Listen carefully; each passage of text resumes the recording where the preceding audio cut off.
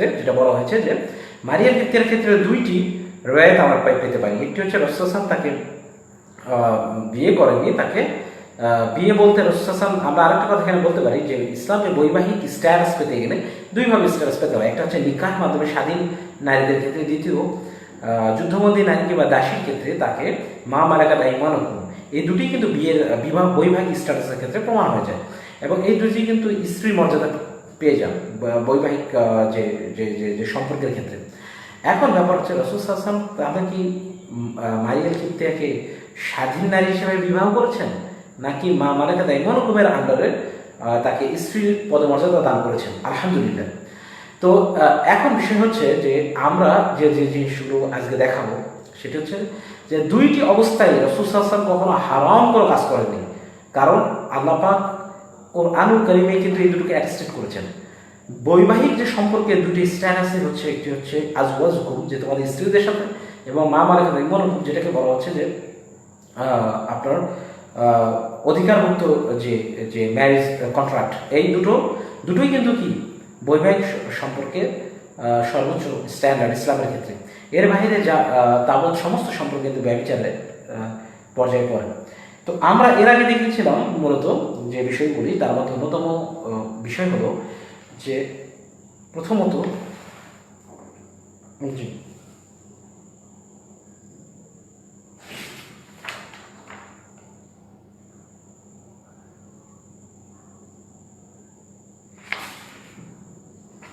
আজকে আমরা সরাসরি কিতাব থেকে দেখাবো। প্রথমে মূলত দাস দাসীর যে ব্যাপারগুলি, যুদ্ধবন্দীদের প্রতি আচরণ। প্রথম কথা হচ্ছে যে আজকের যে টপিক সেটা হচ্ছে যে যুদ্ধবন্দীদের প্রতি ইসলামের আচরণ দাস এবং দাসীদের ক্ষেত্রে।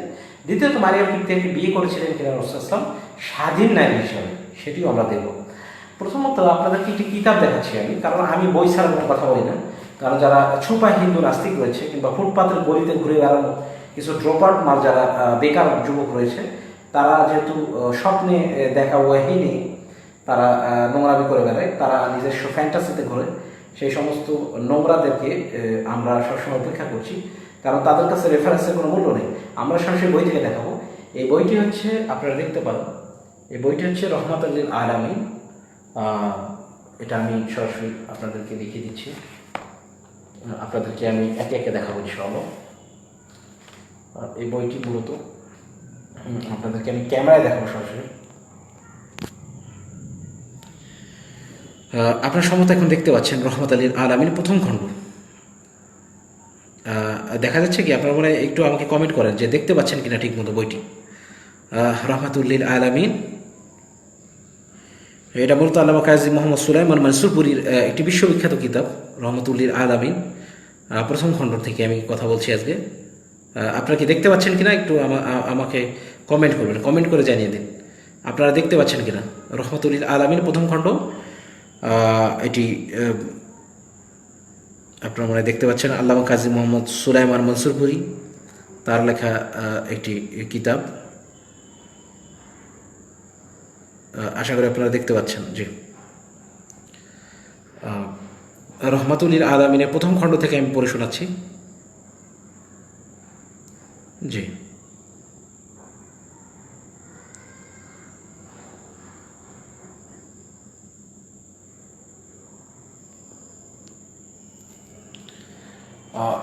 এটি হলো আজকে আমাদের রেফারেন্সের একটা অন্যতম বই। সেখান থেকে আমরা সরাসরি দেখাবো যুদ্ধবন্দীদের প্রতি যে আচরণ ছিল রাসূল সাল্লাল্লাহু আলাইহি ওয়াসাল্লাম, যেটা শোনার পর আপনারা অবাক হয়ে যাবেন। যে তো আগে প্রথম 30 মিনিট আমরা আসলে একাডেমিক আলোচনা করব, তারপর আপনাদেরকে যুক্ত করবো ইনশাআল্লাহ। উনি 128 পৃষ্ঠাে আলোচনা করছেন রহমাতুল লিল আলামিন। এই বই 128 পৃষ্ঠায় তিনি আলোচনা করছেন। যুদ্ধের বর্ণনা শেষ করার পর ওই আচরণ বর্ণনা দেয় সমীচীন মনে করছি যে আচরণ রাসূল সাল্লাল্লাহু আলাইহি ওয়াসাল্লাম যুদ্ধবন্দীদের সাথে করতেন।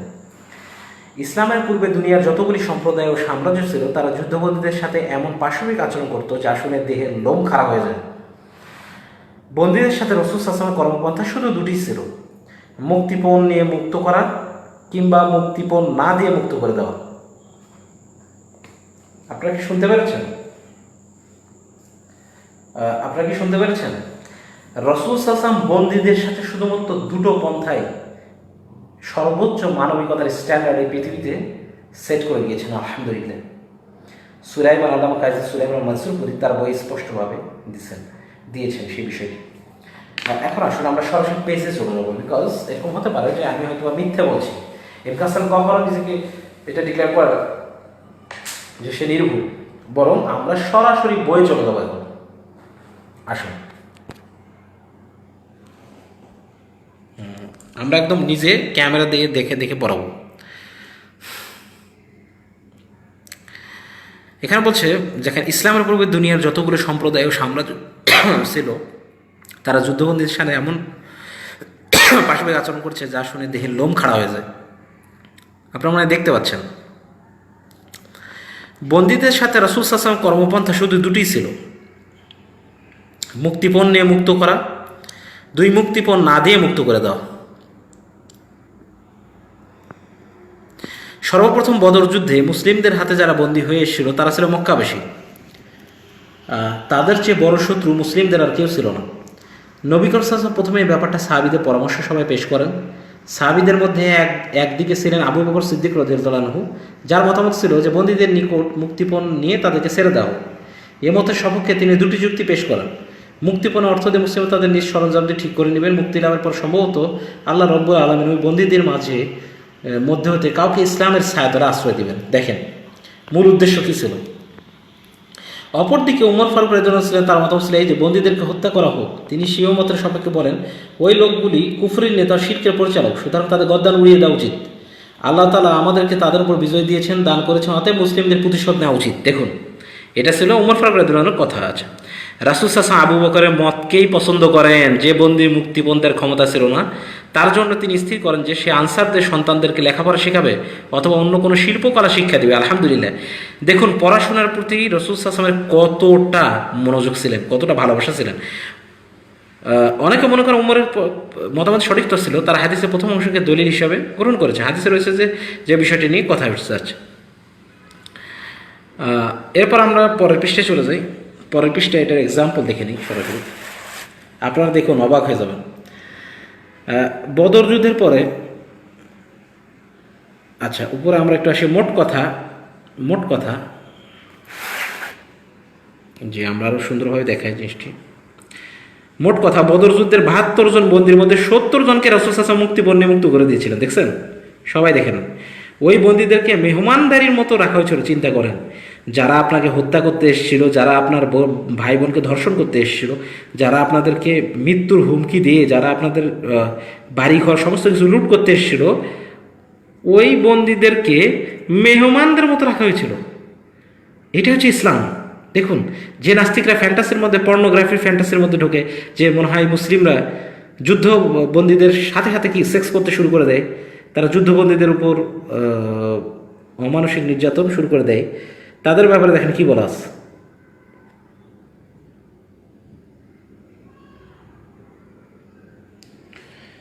তো আপনাদেরকে এজন্য বলবো যে এই বিষয়গুলো না জেনে, যে কারণে তারা যে কথাগুলো বলে, দেখুন মোট কথা, বদর যুদ্ধে ৭২ জন বন্দীর মধ্যে ৭০ জনকে রাসূল সাল্লাল্লাহু আলাইহি ওয়াসাল্লাম মুক্ত করে দিয়েছিলেন। ওই বন্দীদেরকে মেহমানদের মতো রাখা হয়েছিল। বহু বন্দীর বর্ণনা বিদ্যমান রয়েছে। দেখেন বন্দীরা কি বলছে, দেখেন এই ছুপা নাস্তিক কিংবা হিন্দু দাদারা না, ফুটপাতের নাস্তিকরা না, এখানে কি বলছে দেখেন। বহু বন্দীর বর্ণনা বিদ্যমান রয়েছে যারা স্বীকার করেছেন যে মদিনাবাসী তাদের শিশুদের চেয়েও বেশি সুযোগ সুবিধা ও সুখ শান্তির ব্যবস্থা তাদের জন্য করতেন। আল্লাহু আকবার। চিন্তা করেন, শুধুমাত্র ২ জন বন্দীর জন্য, উকবা ইবনে মুঈত এবং নাজার বিন হারিস, যারা যুদ্ধাপরাধী ছিল এবং রাসূল সাল্লাল্লাহু আলাইহি ওয়াসাল্লামকে কিলিং প্রসেস করেছিল, তারা যুদ্ধাপরাধী হিসেবে তাদেরকে হত্যা করা হয়েছিল। এটা নিয়ম।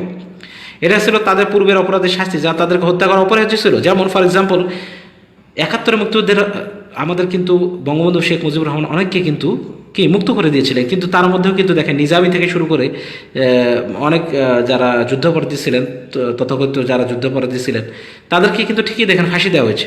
তার মানে বোঝা গেল এটা তখন থেকে প্রমাণিত ছিল।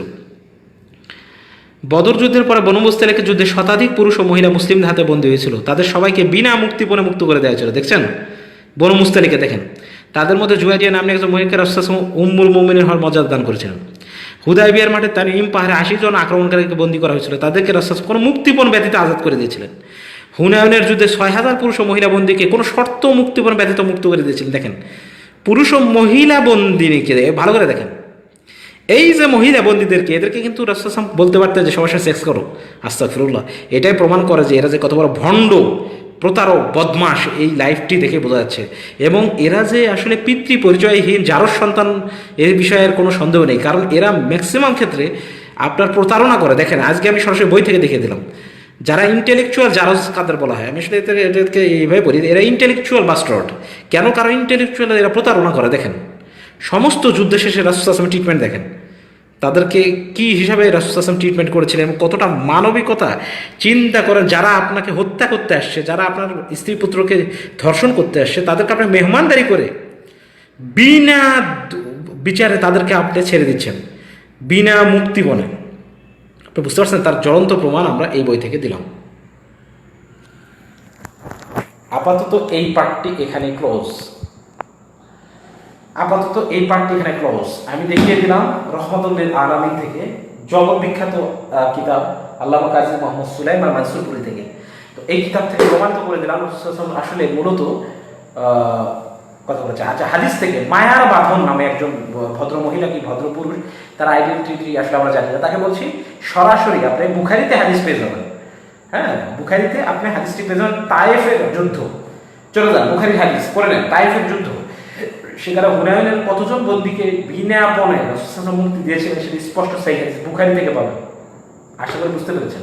এরপর আপনাকে আমি হাদিস ডিরেক্ট বলছি বুখারী থেকে। একটু 1 মিনিট সবাই একটু অপেক্ষা করুন।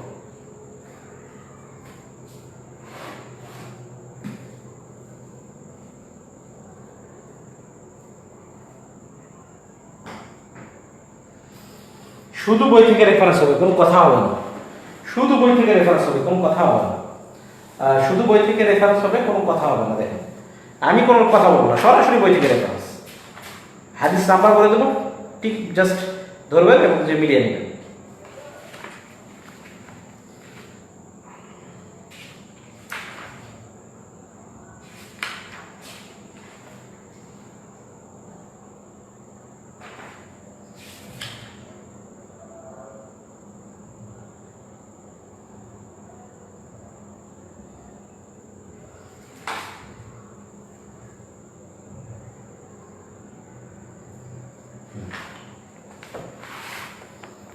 এক সেকেন্ড আমি একটু বের করে নিচ্ছি। জি,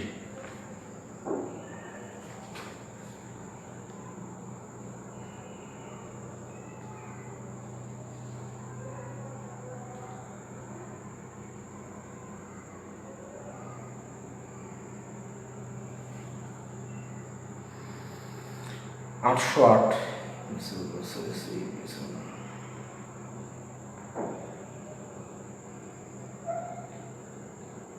তাই যুদ্ধ না একটা,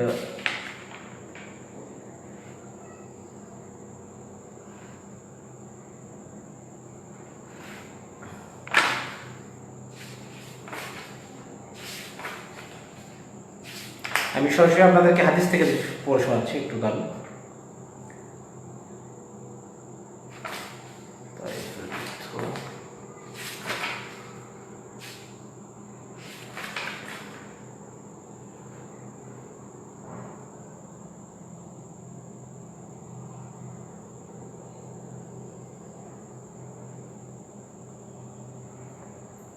আচ্ছা, আবু দাউদ হাদিস নম্বর 2694।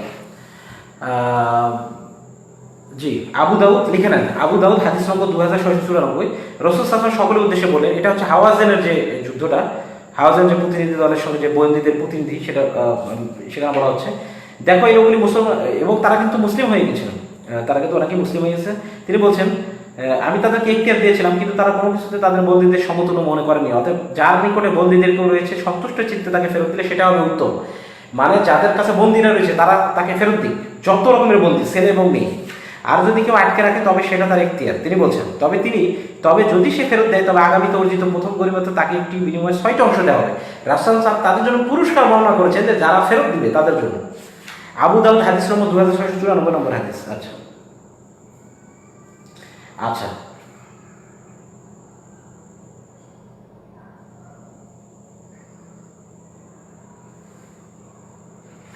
আমি আরো দেখাচ্ছি। আসলে অনেক রেফারেন্স রয়েছে এখানে। তাইফের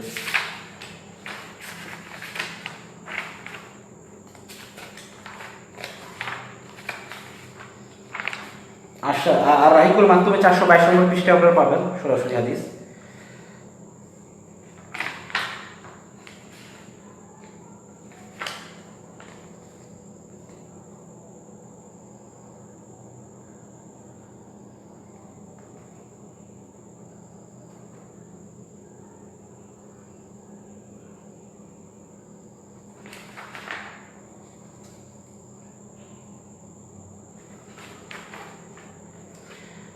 আপনারা তায়েফের যে যুদ্ধ এই অংশটি পড়ে নেবেন।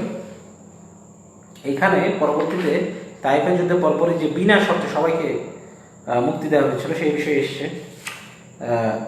এই যে জিরানাতে আচ্ছা বন্টন নীতি আমি এখন দেখাচ্ছি আপনাদেরকে।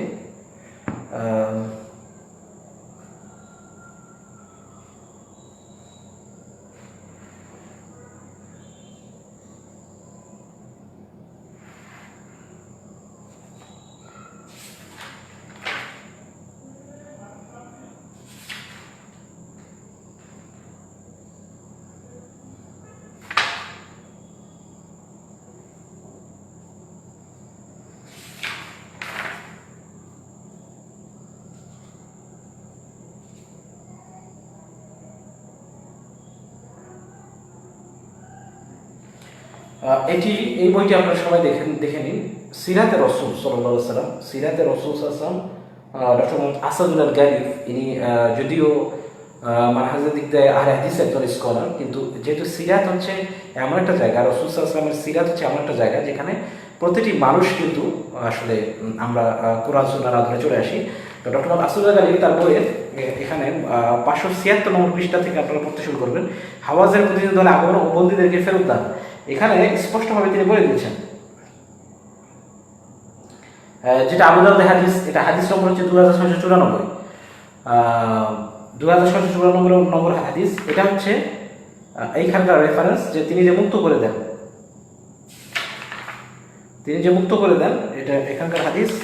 এবার আমি সরাসরি আপনাদেরকে দেখাবো, সেটা হচ্ছে সৈয়দ রসুল ডক্টর আসাদুল্লাহ গালিবের এই বই থেকে আমি আপনাকে রেফারেন্স দিলাম। এখন আমরা মেইন বই চলে যাবো, একটু অপেক্ষা করব।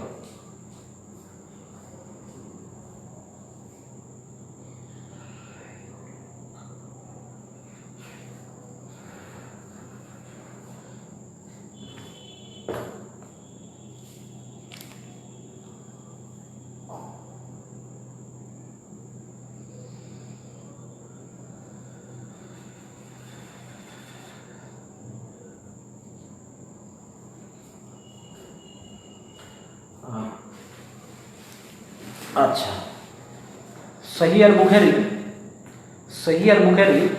তায়েফের যুদ্ধ অংশে চলে যাবেন, সেখানে স্পষ্ট রেফারেন্স আপনারা পেয়ে যাবেন। আর রাহিকুল মাকতুম এই মুহূর্তে আমি দেখছি না, রাহিকুল মাকতুমেও আপনারা পড়ে নেবেন। রাহিকুল মাকতুমের মধ্যেও তায়েফবাসীর সঙ্গে যে যুদ্ধ এটা পড়ে নেবেন, সেখানে স্পষ্টভাবে এই রেফারেন্সটা এসছে। আমি আপনাদেরকে আরও এক্স্যাক্টলি দেখিয়ে দিচ্ছি।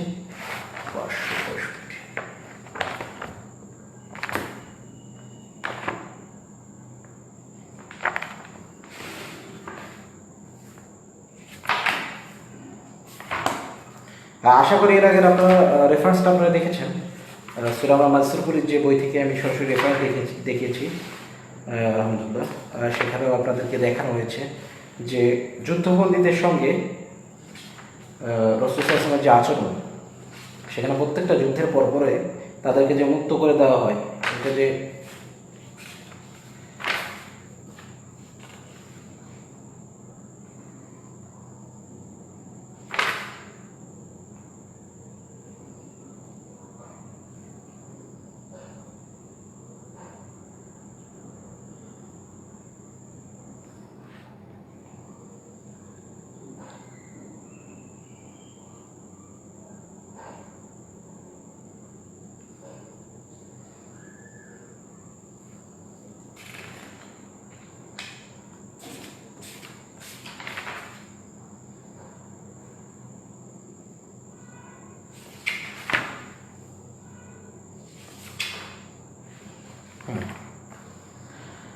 তো এই হলো অবস্থা। আপনারা রাহিকুল মাকতুম থেকে এই অংশটা পেয়ে যাবেন ইনশাআল্লাহ। এবং আরও রেফারেন্স রয়েছে, অনেক অনেক রেফারেন্স, সেগুলো আমরা যাব। এখন আমরা যে বিষয়টি হ্যাঁ অ্যাড করা হবে ইনশাআল্লাহ, আগে আমরা একাডেমিক আলোচনা করে নিই। তো সূরা মাসুর এই বই থেকে রেফারেন্স দিলাম। এখন আমরা যাব মূলত, আচ্ছা, মারিয়ার কিপ্তিয়ার ব্যাপারে আমরা বলেছি যে আমাদের দুই ধরনের যে রেফারেন্স সেটা আমরা আমরা দেখিয়েছি এর আগে। এখন আমরা দেখাবো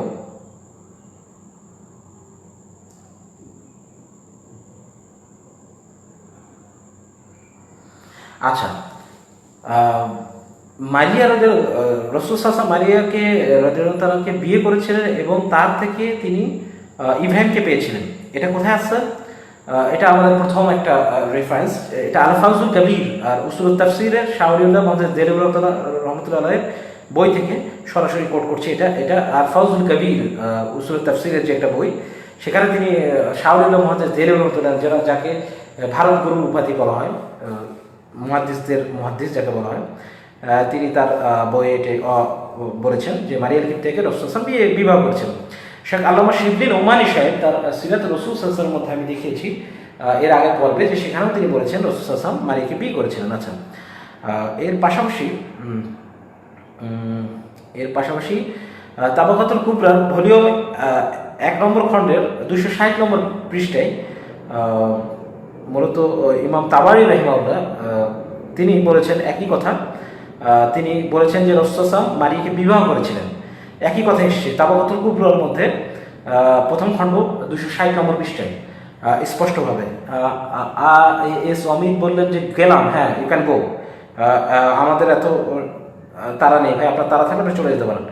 আচ্ছা, এর পাশাপাশি আরও রয়েছে, আমি দেখাচ্ছি ইবনে কাসির রাহিমাহুল্লাহ তার রাসূল সাল্লাল্লাহু আলাইহি ওয়াসাল্লাম স্ত্রীগণ যে বইটি রয়েছে, সেখানে একটা সংক্ষিপ্ত একটি বই, সেখানে তিনি মারিয়াল কিপ্তিয়ার ব্যাপারে বলেছেন যে মারিয়াল কিপ্তিয়াকে বলা হয় যে তিনি উম্মাহাতুল মুমিনিনের একজন, এবং তাকে সমস্ত স্কলাররা ওইভাবেই সেম স্ট্যাটাসটা দিয়ে দেয়, সেম যে সমান মর্যাদা দিয়ে থাকেন যা একজন উম্মুল মুমিনিনকে দেওয়া হয়। হ্যাঁ, আলহামদুলিল্লাহ। তো ইবনে কাসিরও কিন্তু একই কথাই বলেছেন এবং তিনিও মেনে নিয়েছেন। তাবারি রাহিমাহুল্লাহ, ইমাম তাবারি রাহিমাহুল্লাহ একই কথা বলেছেন। তাবারিতে এটা ভলিউম 9 নম্বর খণ্ডের 137 নম্বর পৃষ্ঠায় তাবারি বলেছেন যে তিনি যে লিস্ট দিয়েছেন সেখানে তিনি বলেছেন যে এরাই হচ্ছে রাসূল সাল্লাল্লাহু আলাইহি ওয়াসাল্লাম ওয়াইফ। তার মধ্যে তিনি উল্লেখ করেছেন মারিয়াল কিপ্তিয়ার কথা এবং রায়হানের কথা তিনি উল্লেখ করেছেন, দুজনকেই রাসূল সাল্লাল্লাহু আলাইহি ওয়াসাল্লামের স্ত্রী হিসাবে তিনি দাবি করেছেন। এই জন্য আমরা বলেছি যে পক্ষে বিপক্ষে অবশ্যই রেফারেন্স রয়েছে, তবে যেহেতু সালাফদের থেকে এখন পর্যন্ত স্ট্রং রেফারেন্স রয়েছে, আমরা মনে করি রাসূল সাল্লাল্লাহু আলাইহি ওয়াসাল্লামের স্ত্রী ছিলেন মারিয়াল কিপ্তিয়া রাদিয়াল্লাহু আনহা, সরি। তো এখন আমরা আরেকটি বিষয় দেখাবো।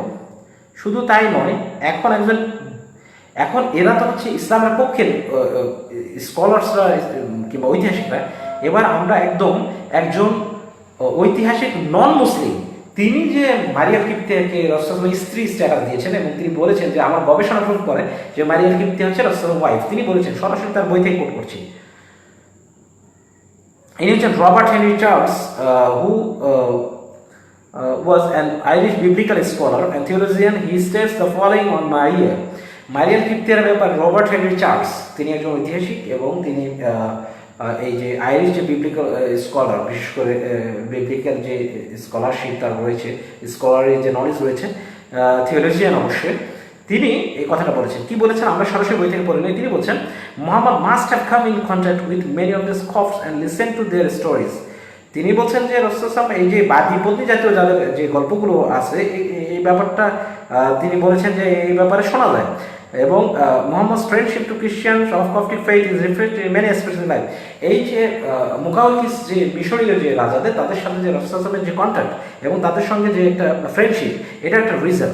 হি is known to have had cordial relation with the Negus of Abyssinia. আবিসিনিয়ার বাদশার সাথে রাসূল সাল্লাল্লাহু আলাইহি ওয়াসাল্লামের একটা যে কর্ডিয়াল রিলেশনশিপ ছিল, এটা বোঝা যায়। As indicated by the fact that he advised his followers at time of persecution to flee there. যে যখন সেখানে রাসূল সাল্লাল্লাহু আলাইহি ওয়াসাল্লাম আবিসিনিয়া যখন হিজরত করছিল অনেকে, তাদেরকে কিন্তু তারা রাসূল সাল্লাল্লাহু আলাইহি ওয়াসাল্লাম বলেছিলেন, he married a Coptic wife named মারিয়া। আল্লাহু আকবার! দেখেন, একজন নন মুসলিম যিনি এত দায় করেন যে মুসলিমদের পক্ষে কথা বলবেন, তিনি কিন্তু তার কথা তার যে বইয়ে তিনি কিন্তু কথাগুলো বলেছেন।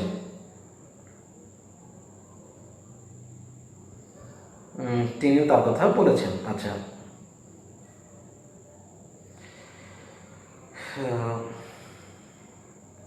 Aris Charles, Vitality at EFI, the Apocrypha and এটা তার encyclopedic যে রিসার্চ সেখানে তিনি বলেছেন।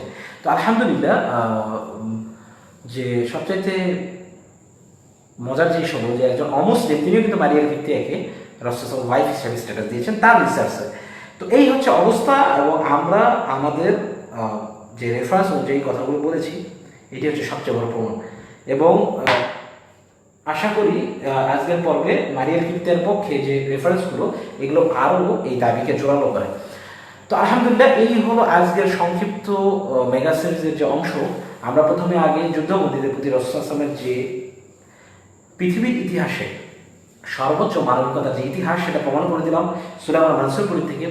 আমরা এটিও দেখেছি যে সহিহ বুখারী হাদিস থেকে আপনি যদি তায়েফের যুদ্ধটা বলেন ইভেন হাওয়াজের প্রতিদিন সময় জিরান আর যে বন্টনটা নামা যদি পড়েন আপনি ডক্টর আসাদুল আল গালিবের বই থেকে আমি দেখেছি সিরাত রাসূল সাল্লাল্লাহু আর রাহিবুল মাকতুম থেকে পড়তে পারেন, বিশ্ববিখ্যাত চ্যাম্পিয়ন একটা সিরাত সেখান থেকে পড়তে পারেন। অসাধারণ সিরাত থেকে এগুলো প্রমাণিত হয়েছে, সহিহ হাদিস দ্বারা প্রমাণিত। তো ইনশাআল্লাহ আমরা এখানে প্রমাণ করছি যে যারা মূলত মিথ্যাচার করছে তারা মূলত শুধুমাত্র নিজেদের নফস থেকে বা প্রবৃত্তি থেকে মিথ্যাচারগুলো করে যাচ্ছে, কিংবা তাদের আসলে এইটাই বিজনেস আমরা ধরে নেব। তো আশা করি এই হলো অবস্থা। আপনাদেরকে বিশেষ করে ভিডিওটা একটু শেয়ার করতে বলবো, কারণ আমরা আসলে বেশিক্ষণ থাকবো না, আমরা কিছু ভাইদের সঙ্গে কথা বলবো ইনশাআল্লাহ। আমি বলবো যে আপনারা একটু বেশি করে ভিডিওটা শেয়ার করুন, সবাইকে জানিয়ে দিন, কারণ বেশিরভাগ ইসলাম বিদ্বেষী সুপা নাস্তিক কিংবা দাদারা তারা কিন্তু না জানার কারণে এই ভিডিওগুলো তাদের কাছে পৌঁছায় না, যার ফলে তারা আসলে বেশি বেশি মিথ্যাচার করে। নিজেরা যে জানে না সেটাও তারা জানে না। আমি একটা কথা প্রায় বলি, নিজেরা যে জানে না সেটাও তারা জানে না। তো এই জাতীয় মানুষগুলোকে কিন্তু বেশি বেশি ভিডিওগুলো এই ইনফরমেশনগুলো পাস করতে হবে যে তারা আসলে যে ভুলের মধ্যে রয়েছে, মিথ্যাচারের মধ্যে রয়েছে, এবং এই জন্যই আমরা বলবো যে তাদের আসলে বেশি বেশি করে এই জিনিসগুলো জানা উচিত। কয়েকটি রেফারেন্স আমি দিয়েছি, এখন আমরা অ্যাড করব, বেশ কয়েকজনকে আমরা অ্যাড করবো। এলিয়ান ইউকাইসার ভাই, আপনি অনেকক্ষণ ধরে আপনাকে কানেক্ট করছি।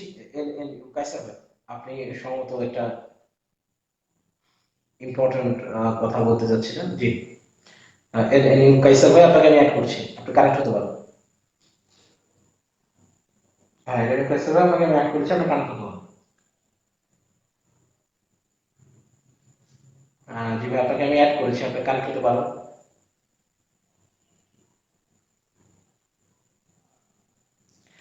ভাই আপনাকে অ্যাডিং দেখাচ্ছে, বাট আপনি পাচ্ছেন না কেন আমি বুঝলাম না। অ্যাডিং দেখাচ্ছে বাট কামরুল ইসলাম রিফাত, আপনি অ্যাড হতে যাচ্ছেন, আপনাকে কানেক্ট করছি ভাই। No answer from live video guest আসছে কামরুল ইসলাম রিফাত। এভরি কামরুল ইসলাম রিফাত, আপনাকে আমি অ্যাড করেছি।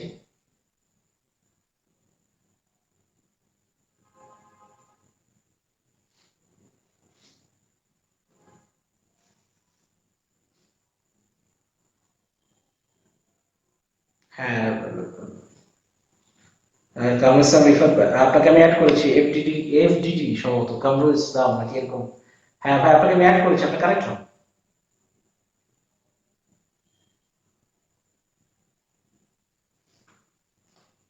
আপনাকে আমি অ্যাড করেছি। এফডিডি কামরুল ইসলাম রিফাত সম্ভবত এরকম নাম। ভাই আপনাকে আমি অ্যাড করেছি, আপনি কানেক্ট হতে পারেন, আপনাকে আমি অ্যাড করেছি। অ্যাডিং দেখাচ্ছে বাট আপনি কানেক্ট হচ্ছেন না কেন বুঝতেছি না।